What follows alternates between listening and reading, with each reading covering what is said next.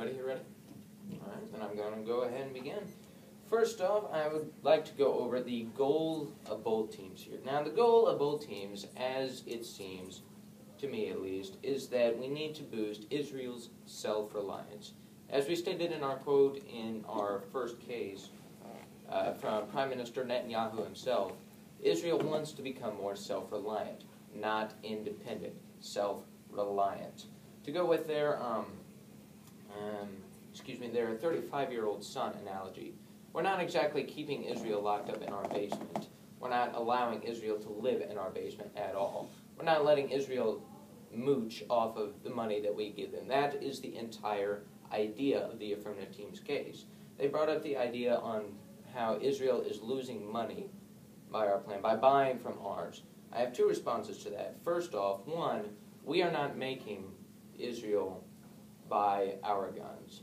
I mean, like, not if we cancel it. Israel agreed with the FMF plan. Under all the rules in the Memorandum of Understanding that I said in the first affirmative speech, Israel agreed to buy our guns if we give them the money to do so.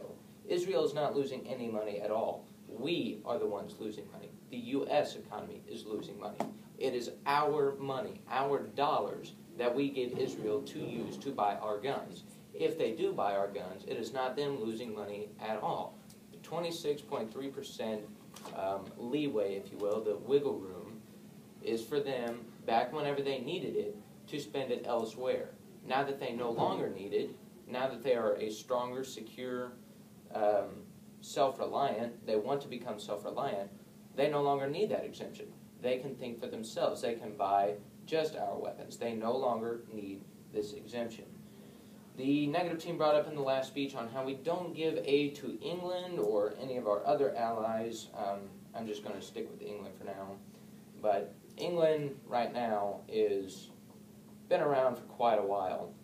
It actually founded our nation, U.S. I mean, that's where we came from. It's been around for a while. It is surrounded by allies, and it's old and powerful and great. Israel, on the other hand, is surrounded by enemies. You know, Israel and the U.S., is Israel's only ally on the planet. They are hated. They are detested by every nation that surrounds them. On top of that, Israel has only been around for about 50 years now, since 1948. They're fairly new. They want to become more self-reliant. They are increasing rapidly. Their improvement from childhood to adult has grown rather quickly. We cannot just end aid completely, as the negative team's counterplan suggests we should. I'm going to move on to that now. Their counterplan. Their mandate 2, I'm just going to touch over this briefly, is basically restating the status quo.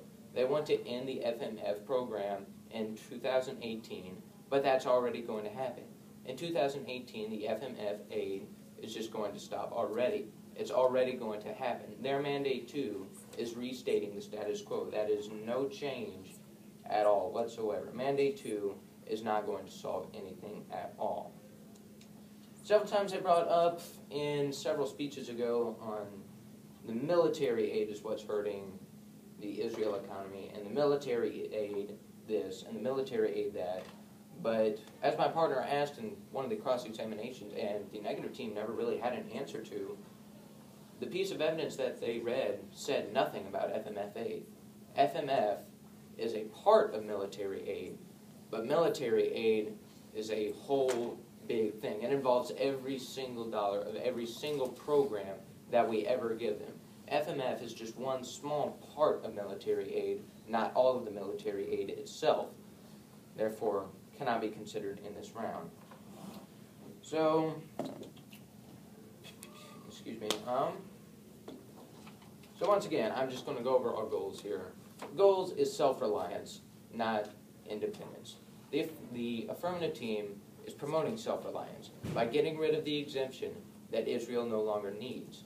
It is promoting intelligent spending by Israel, intelligent thinking by Israel, more self-reliance for them, while we save millions of dollars per year that we have. Both countries are happy now. Both teams are making money. Nobody's losing money, and both countries are becoming smarter with what they use with the resources that they have. Thank you.